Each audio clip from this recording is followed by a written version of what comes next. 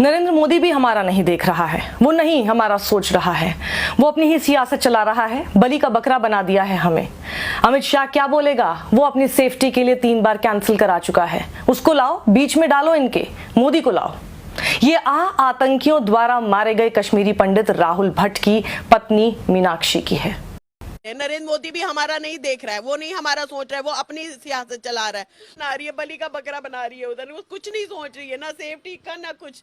वो वहाँ पे बलि के बकरे हैं सारे, जाके काटेंगे ही उनको। अमित शाह क्या बोलेगा? अमित शाह को है ही नहीं बटों का, वो तो सीधा ही बोलता है कि जैसे बाकी रह रहे हैं आप क्यों नहीं रह सकते, आप सोचो अपना। वो क्या करेगा? उसने वो अपनी सेफ्टी के लिए 3 बार कैंसिल करा चुका है। उसको लाओ, हाँ बीच में डालो इनके, वो खुश हो जाएंगे। मोदी को लाओ और बीच में डाल दो उनके, वो खुश हो जाएंगे। बस उनको उन्हीं से जिद है, बाकी किसी से जिद नहीं है। बस भी है। मीनाक्षी का खुला चैलेंज है मोदी शाह को, है हिम्मत तो कश्मीर में खुले घूम कर दिखाओ ना। कश्मीर में सरकार के लिए काम करने वाले कश्मीरी पंडित राहुल भट्ट को जम्मू कश्मीर के बडगाम में आतंकवादियों ने मार डाला। उनके परिजन ने इंडियन एक्सप्रेस को बताया कि ये कितनी बड़ी सुरक्षा में चूक है, क्योंकि उस दिन वो छुट्टी पर थे, लेकिन उन्हें छुट्टी पर से दफ्तर बुलाया गया और आतंकी दफ्तर में घुसे, उनका नाम पूछा और फिर गोलियां चला दी। राहुल भट्ट की पत्नी मीनाक्षी ने इंडिया टुडे से बातचीत में प्रधानमंत्री और गृह मंत्री पर बड़ा आरोप लगाया है और कहा है नरेंद्र मोदी और शाह कश्मीरी पंडितों को बलि का बकरा बना रहे हैं, ये अपनी राजनीति के लिए पंडितों का इस्तेमाल कर रहे हैं। इस दौरान मौन मोदी लगातार चुप हैं। राहुल भट्ट की नृशंस हत्या पर शोक के शब्द उनकी ट्विटर टाइमलाइन से भी गायब हैं। जब राहुल भट्ट की हत्या की खबर फैली तो कश्मीरी पंडितों ने शांतिपूर्ण प्रदर्शन किया, जो उनका अधिकार है, लेकिन हम हमेशा से देखते आ रहे हैं कि मोदी सरकार को अपने खिलाफ शांतिपूर्ण प्रदर्शन से सख्त चिढ़ है, फिर चाहे वो संविधान में दिए अधिकारों के तहत ही क्यों ना हो, फिर चाहे वो उन कश्मीरी पंडितों द्वारा ही क्यों ना हो जिनके नाम पर 2014 में ये कहते फिरते थे मोदी। मैं एक ऐसा प्रधान सेवक हूं जो बार बार कश्मीर आता हूं। चुनाव तो अभी आए हैं, लेकिन मैं सरकार बनी है तब से कोई महीना ऐसा नहीं गया जबकि आपके बीच आया नहीं हो। कश्मीरी पंडितों ने बडगाम में प्रदर्शन किया, कश्मीरी पंडितों ने रास्ता रोका, उपराज्यपाल के विरोध में नारे लगाए, बीजेपी नेताओं को भगा दिया, जहां उन्हें जवाब में मिले आंसू गैस के गोले और लाठीचार्ज। ये स्क्रिप्ट नई नहीं है, बेहद पुरानी है। फिर चाहे छात्र हो, डॉक्टर, किसान या फिर कश्मीरी पंडित, क्या फर्क पड़ रहा है? जी हां, आपने सही सुना। जिनके नाम पर फिल्म बनाकर नफरत और परोसी गई, जिन्हें सुरक्षा वादा कर वापस बुलाना शुरू किया गया, वो आज इस बेरहमी से इसी सरकार के अधीन मारे जा रहे हैं। इसी तरह के प्रदर्शन की खबर दक्षिण कश्मीर के अनंतनाग से भी आई। उपराज्यपाल उनसे मिले और इंसाफ का भरोसा दिलाया और खबर आई सेना ने 3 आतंकियों को मार गिराया। लेकिन ये नौबत आई ही क्यों?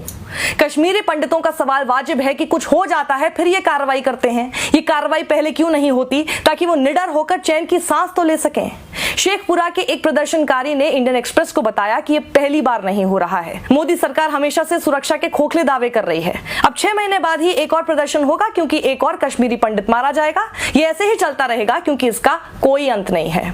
वहां पहुंचे बीजेपी के अध्यक्ष रविंद्र रैना से एक प्रदर्शनकारी ने गुस्से में कहा कि आप लोग हमें वहां सिर्फ मारने के लिए लेकर जा रहे हैं, हमारे बच्चे आए दिन मारे जा रहे हैं, पर आपने अब तक क्या किया है? अशोक पांडे कश्मीर नामा के लेखक लिखते हैं, कश्मीर की राजनीति को धर्म के चश्मे से दिखाने की कोशिश करने वालों से पूछिए कि आखिर राहुल भट्ट की हत्या के तुरंत बाद मारे गए एसपीओ रियाज की हत्या पर कहीं से कोई एक शब्द क्यों नहीं बोल रहा? हर बार पर्यटन के नाम पर आपको डल झील में पर्यटक दिखाकर मीडिया के हवाले से ये बताया जाता है कि देखिए कश्मीर में नॉर्मलसी आ गई है। क्या नॉर्मलसी ये होती है? वाकई में बिना डर के जीने को नॉर्मलसी कहते हैं नरेंद्र मोदी जी।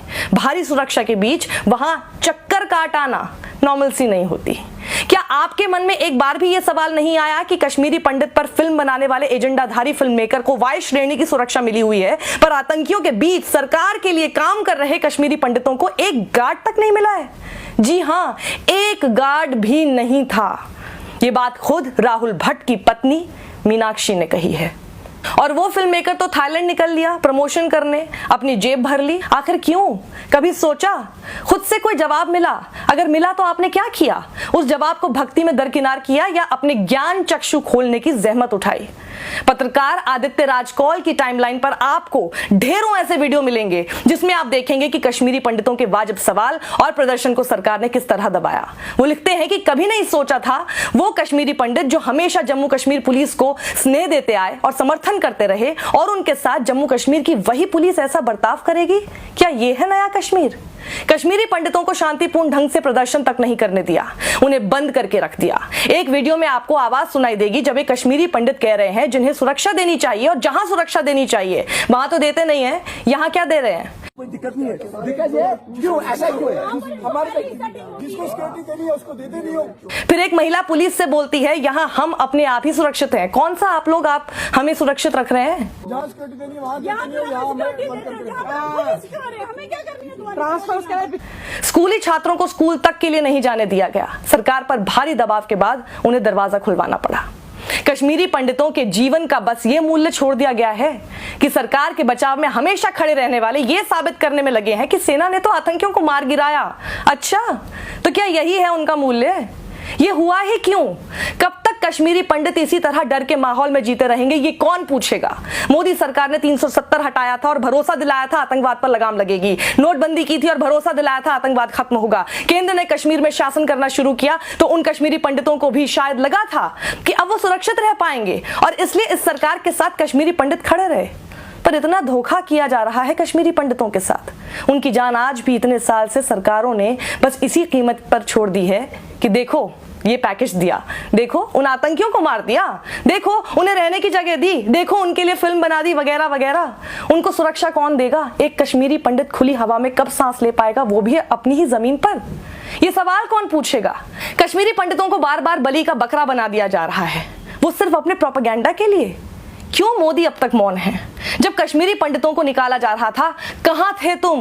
ये पूछने वाले जानते हैं तब सोशल मीडिया तक नहीं था। आज सोशल मीडिया है, पर वही लोग कश्मीरी पंडितों की मौत की खबर को आतंकियों को मारने से कवर क्यों कर रहे हैं?